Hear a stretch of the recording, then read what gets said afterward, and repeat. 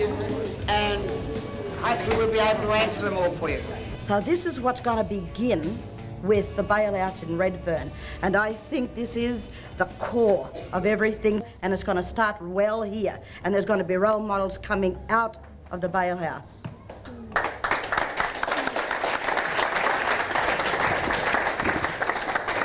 It's a great theory, and you know, we all should think positive, but we should look at the negative. What if?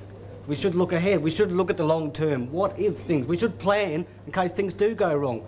What's going to happen? We've heard a negative aspect. We've also heard a positive aspect. All right, it's for the people here in this room to weigh that up, all right? Now, I think the best role model that these kids on the street can have are those kids coming through the bail house and doing something positive for their life. That's the best role model any of those kids on the street are going to have.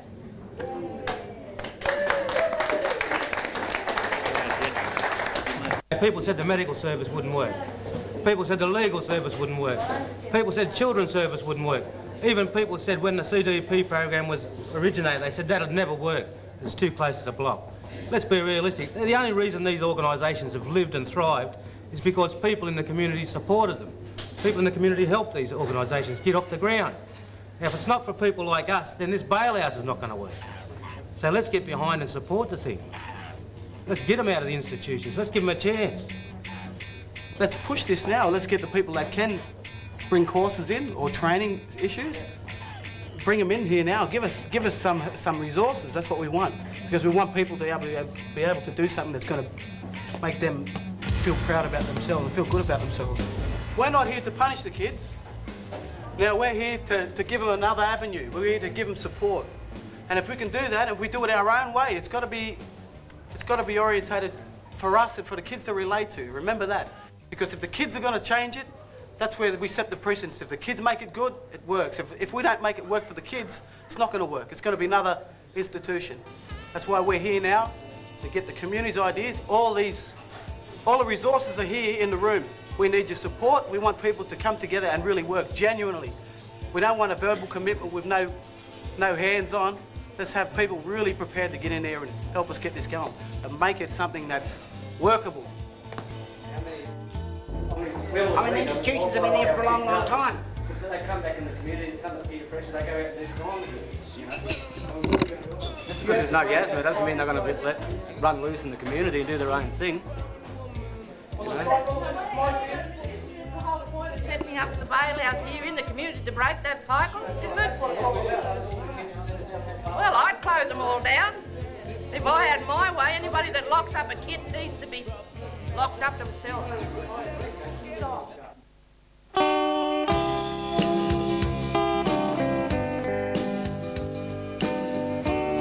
That was Lanso Chin with Back in the Days. You're listening to Koori Radio. We have a few visitors here in the studio today with us. Faye Mosley and Willera, what's your last name? Barker from Jaapalpa. So where did that name come from? I mean, where did Jaapalpa, it was brought about, it came from I think about the second community meeting, and we were looking at an Aboriginal name that came from the area that we felt would be applicable to use, you know, with respect to the bail hostel.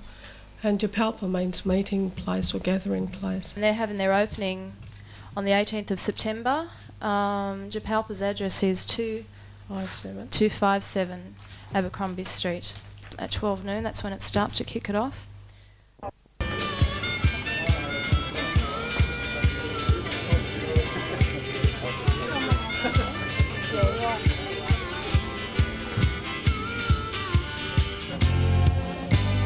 Images about tomorrow fading away.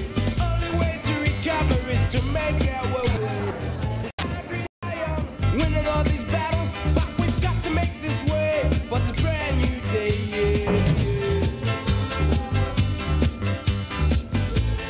Jaapalpa will be one of the many initiatives that addresses the problems of our young people faces today in our society.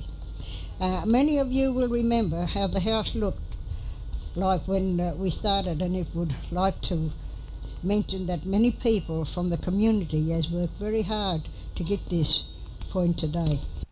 And unless we all as you have done today, take hold of that problem, accept it as a responsibility, and make a commitment, then only then will it work. I'm absolutely delighted with what's happened.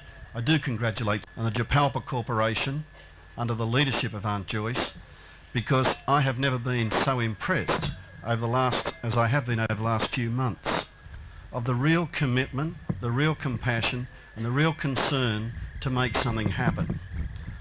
And that is what has happened here. And as I say, it's going to be the first of many. We're looking at Dubbo, we're looking at various other rural areas to try and make it happen. And we've got a few other ideas of trying to get kids out into the rural areas and put them into different environments. But when these kids come out of juvenile justice centres, they need people like you waiting for them to take them to the next stage. Ladies and gentlemen, I'm impressed with what I've seen today. I'm deeply grateful for what you're doing, and I thank you from the bottom of my heart, and it's my pleasure to officially open Jaapalpa.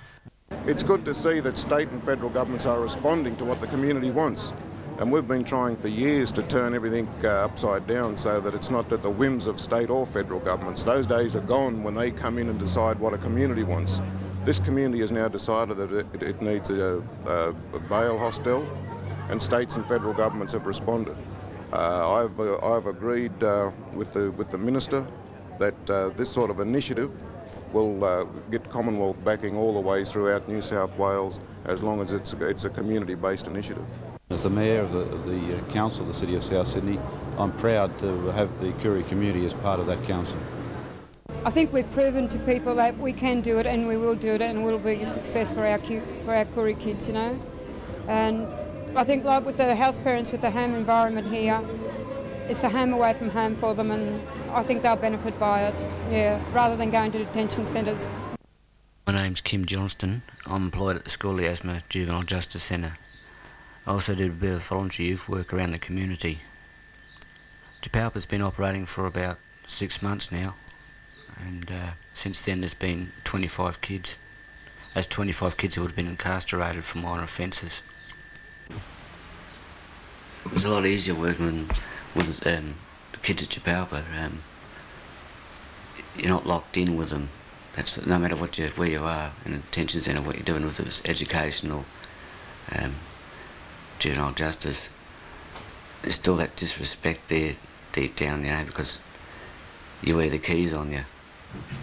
So I think you're just one of them, you know, just a turnkey. Some of them really think you're a dog. At Jaapalpa there's not as many rules there. Like, and kids that have been, you know, locked up before, they know what it's like. There's rule after rule. They're told to do this, told to do that. It's different at Jaapalpa. You know, they get to go out, they get to go to do a course or, you know, an activity or whatever. Jaapalpa's located close to all the other Aboriginal services. You can walk in distance of everything. It's a good thing about it, you know, legal service, medical service, children's service. Well, there's the CDEP, seeing what the boys did here on the house, and in the cafe up there, the girls can do a traineeship, probably get free food too. And it's Namaroo down there, they're always running courses. The Aurora Centre, there's a settlement. From my experience with working with Colin and Sue and the kids at Jaapalpa, I know for a fact that the bail hostel will be a success, and hopefully there'll be more bail hostels set up in the future, not just for Koori kids but for all kids.